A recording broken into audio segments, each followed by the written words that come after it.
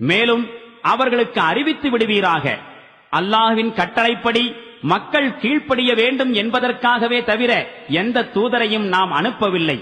தமக்குத்தாமே அவர்கள் அநீதி இழைத்துக் கொண்ட வேளையில் உம்மிடம் அவர்கள் வந்திருந்தால், இன்னும் அல்லாஹ்விடம் மன்னிப்பு கோரியிருந்தால், அவர்களுக்காக தூதரும் மன்னிப்பு கோரியிருந்தால், திண்ணமாக அல்லாஹ் மிக்க மன்னிப்பு வழங்குபவனாகவும் பெருங்கருணையுடையவனாகவும் இருப்பதை கண்டிருப்பார்கள். இல்லை, முஹம்மதே, இறைவன் மீது சத்தியமாக அவர்கள் தங்களுக்கிடையே ஏற்பட்ட பிணக்குகளில் உம்மை நீதிபதியாக ஏற்றுக்கொண்டு பின்னர் நீர் அளிக்கின்ற தீர்ப்பு குறித்து தம் உள்ளங்களில் எத்தகைய அதிருப்தியும் கொள்ளாமல் முற்றிலும் அதற்கு அடிபணியாத வரை அவர்கள் நம்பிக்கை கொண்டவர்கள் ஆக மாட்டார்கள். உங்களை நீங்களே அழித்துக் கொள்ளுங்கள் என்றோ, உங்கள் இல்லங்களிலிருந்து வெளியேறி செல்லுங்கள் என்றோ நாம் அவர்களுக்கு கட்டளையிட்டால் அவர்களில் சிலர்தான் அதன்படி செயல்பட்டிருப்பார்கள்.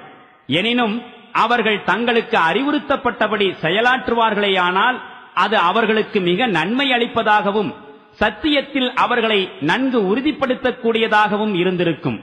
மேலும் அவ்வாறு செயல்பட்டிருந்தால் நம்மிடமிருந்து அவர்களுக்கு மகத்தான கூலியை கண்டிப்பாக நாம் வழங்கியிருப்போம்.